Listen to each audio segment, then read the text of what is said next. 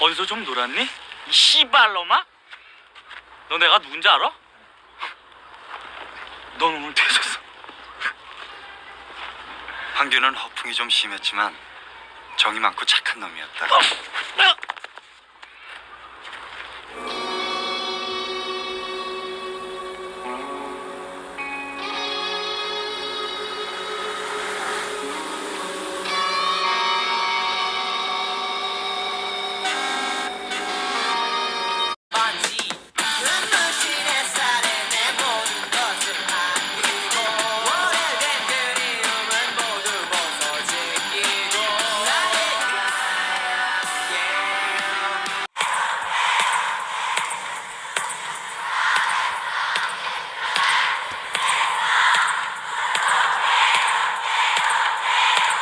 안녕하십니까, 라온입니다. 낀대피싱 2부 20대의 공정, 50대의 정의를 지난 시간에 1부에 이어 제2부 리뷰해보고자 합니다. X세대를 언급하면서 이대란 문제로 이슈화되고 있는 세대 문제도 역시나 무시할 수 없는 세대 간의 문제라고 생각합니다. 박근혜 정부 때까지만 해도 20대 남성과 여성의 정당 지지도는 거의 차이가 없었습니다. 하지만 문재인 정권과 함께 2017년 이후 20대 남성의 보수 정당 지지는 강화되었고 20대 여성은 더욱 진보화되는 양극단의 현상이 벌어지기 시작하죠. 미투, 성폭행, 젠더 등 이슈가 이 기간에 많이 일어난 것은 사실입니다. 20대 남성의 보수 정당 지지는 2018년 빠르게 진행되었고 미투 등 양성, 평등 이슈와 젠더 갈등 등 문화적으로는 82년 김지영 등 유행이 큰 영향을 미쳤다고 작가는 이야기하죠. 2019년 전 조국 장관 사건은 기폭제 역할을 하였고 자녀의 입시 과정에서 서류를 조작해 제출한 혐의 등으로 재판에 넘겨진 조 전 장관 부부의 마지막 재판이 열린 건 1월 14일. 당시 검찰이 재판부 기피 신청을 하면서 공판이 미뤄져 왔습니다. 검찰은 앞서 정 전 교수가 동양대 재직 당시 사용한 강사 휴게실 PC에서 딸 조민 씨의 표창장을 위조한 정황을 확보했습니다. 그런데 재판부는 PC를 제3자가 이미 제출했고 정 전 교수의 참여 없이 압수수색이 이루어졌다며 증거로 채택하지 않았습니다. 검찰은 재판부가 조 전 장관 부부에게 유리한 결론을 예단하고 있다며 두 차례 기피 신청을 했지만 받아들여지지 않았습니다. 그런 와중에 별개로 진행된 정 전 교수의 상고심에서 대법원이 동양대 PC의 증거 능력을 인정했고 이후 검찰이 재항고를 포기해 약 5개월 만에 재판이 열리게 됐습니다. 대법원은 1월 딸 조민 씨의 이른바 7대 스펙 위조를 유죄로 인정하면서 정 전 교수에게 징역 4년을 확정했고 동양대 PC의 증거 능력을 인정했습니다. 당시 정 전 교수가 휴게실 강사 PC를 소유, 관리했다고 보기 어렵고 PC를 제출한 조교 등에게 검찰이 압수수색 절차 참여 의사를 확인했기 때문에 증거로 문제가 없다는 판단에 섭니다.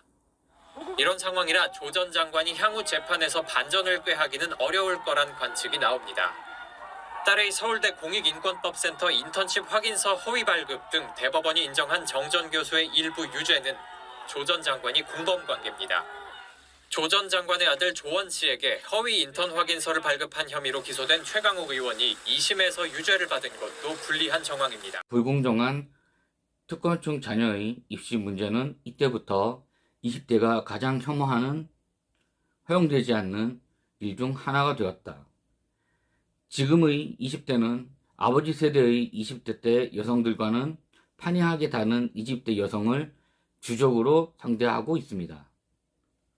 여성들은 아직도 남성 기득권을 내려놓거나 양보할 것을 요구하고 있으나 20대 남성들은 자신은 가진 것도 없고 내려놓을 것도 없는데 뭘 자꾸 내려놓으라고 하니까 미친 듯이 이들과의 갈등이 일어나는 것입니다.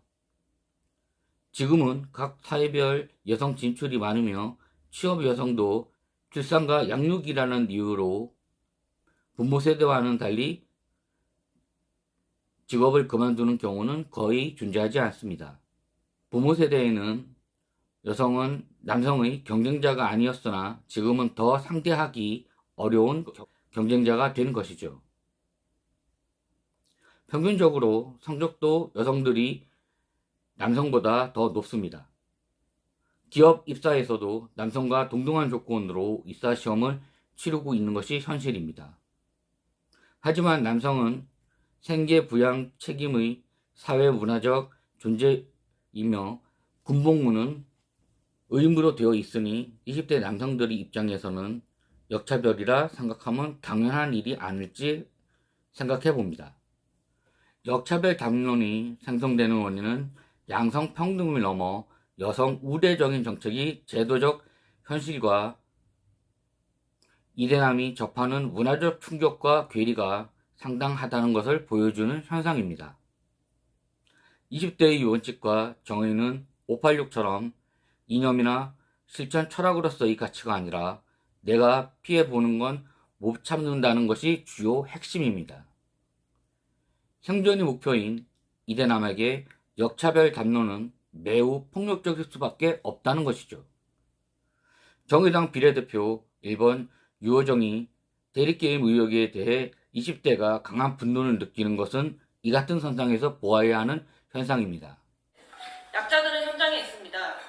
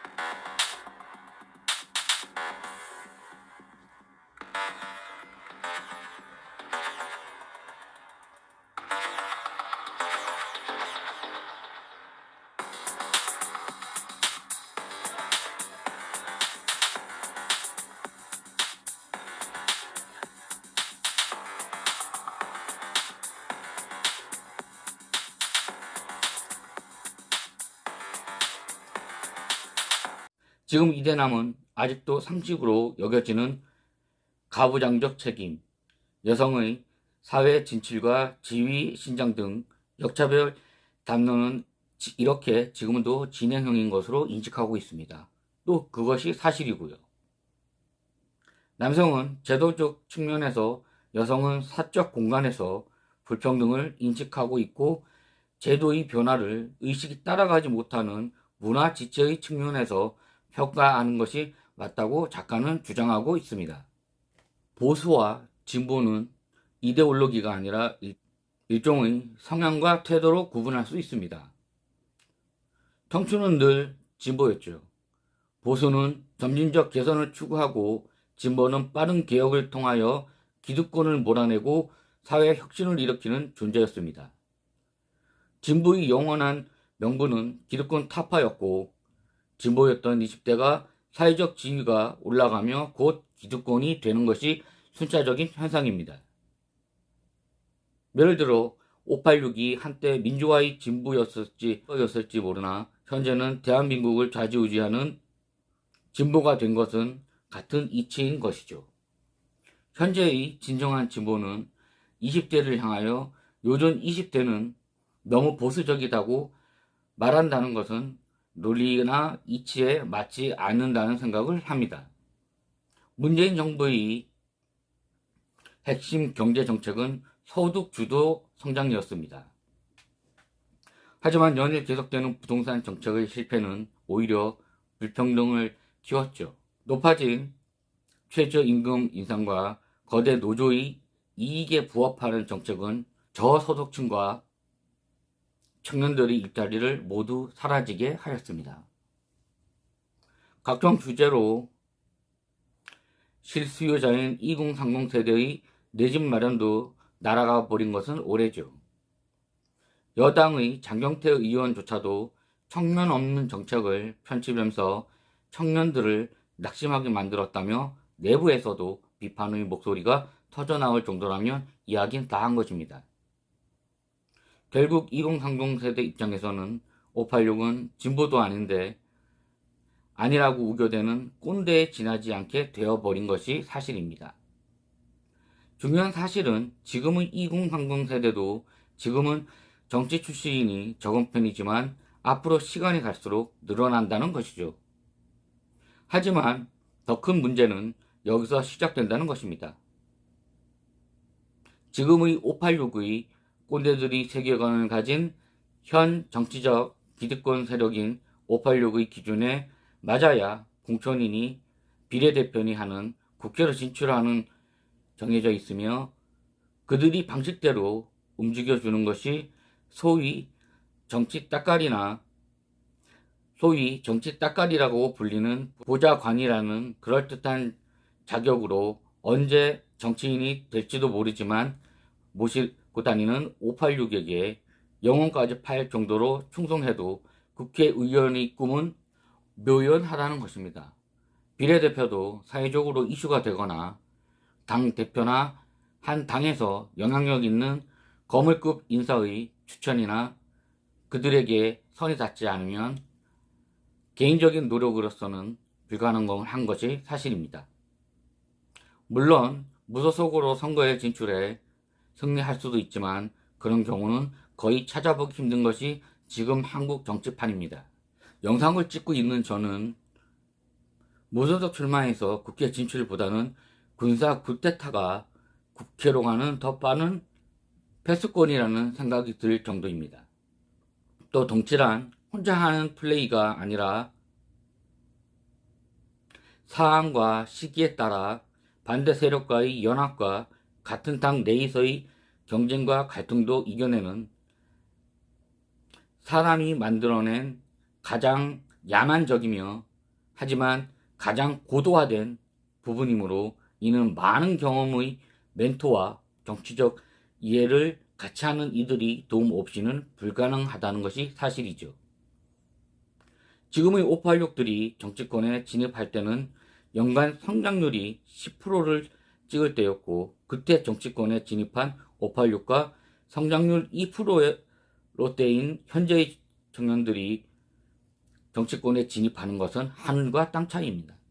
이런 위축된 상황에서 일자리나 정치권에 대한 진입은 더욱 힘들어진 것은 누가 봐도 당연한 사실이고 문재인 정권 때 586 집권 세력들이 보여준 상황은 어땠습니까? 자기 생각과 자기 편은 무조건 약자이며 옳다고 외쳐대었습니다. 공기업 부분에서 진행된 무분별한 정규화직 정책과 거대 노조의 정책과의 야합은 진짜 사회적 약자가 아니라 자기 편에 가까운 사람들의 이익을 위해 한 일뿐이라는 것이죠. 민주화와 노동운동이 함께 할 때는 우리 사회가 진보로 가는데 힘을 보태었지만 지금은 오히려 청년들이 사회적 진출을 막는 기득권에 지나지 않는다는 것이죠. 진보는 청년과 같은 새로운 진입자가 유입될 때 어쩔 수 없이 진입 장벽을 낮추기 위한 노력을 얼마나 추구하는가에 따라 정치, 경제의 분위기가 추구하는 방향성이 정해지는 것입니다. 계층 이동의 가능성은 얼마나 열어두었냐, 세습 사회로 만드는 가가 바로 20대가 강조하는 공정의 가치입니다. 진보와 수구의 판단 기준은 이런 메커니즘으로 만들어지는 것입니다. 지금 20대의 공정이 최고의 정치적 가치로 떠오른 것은 국정농단 사태가 원인이 되었습니다. 특히 청소년과 청년이 공분을 산 것은 정유라의 능력 없으면 부모를 원망해 돈도 실력이라는 개소리 때문이었다고 저는 개인적으로 생각합니다. 그래서 탄생한 권력이 문재인 정권이었습니다. 기회는 평등하고 과정은 공정하며 결과는 정의로울 것이라고 문재인의 말에 국민들은 또 한 번 낚인 것이죠. 불공정, 내로남불 사례는 문정권에서는 셀 수 없을 만큼이었습니다.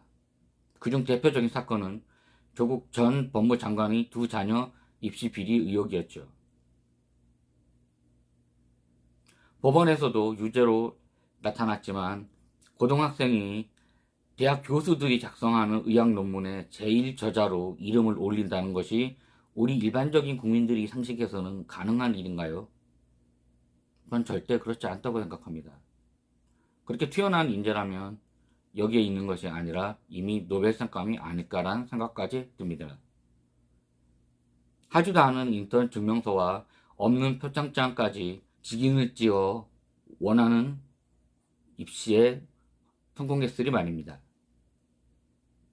혹자는 차라리 자퇴한 정유라는 양심이라도 있고 금메달이라도 따지 않았나며 조민과 비교하기도 합니다. 20대 전반에서 586 집권 세력에 대한 비판적인 의식을 갖게 되었고 586 세대 스스로 공정과 정의를 깨뜨렸으니 내로남불 사태로 가는 것은 정해진 수순이었죠. 낀대와 아래 세대가 개인주의적 성향이 강하고 상대적으로 다른 사람에 대한 관심이 적은 것은 20대가 원하는 저차적 공정과 융통성이 부딪히는 부분이 한 결과라고 볼 수도 있죠.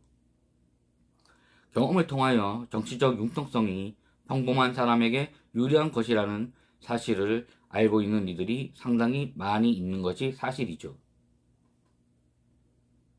정치, 사회의 융통성을 발휘하는 정상적인 사회보다 획일화된 절차에 따라 형식적 공정이 정량적인 사회가 더 유리하다는 의식적, 무의식적 판단에 사람들이 더 많이 호응하고 바라고 있는 것이 지금까지의 현실이었습니다.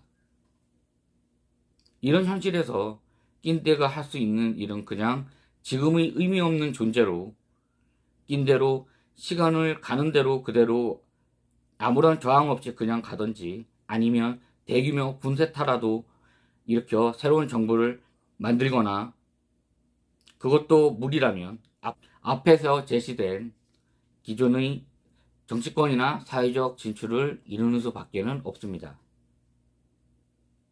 전 개인적으로 이런 생각을 합니다. 솔직히 낀대의 사회적 역할과 의미는 낀대라는 정의가 만들어지는 그 순간부터 모든 것은 낀대들에게 달려 있으며 그거에 대한 노력은 낀대들이 몫입니다. 여기까지 하겠습니다. 감사합니다.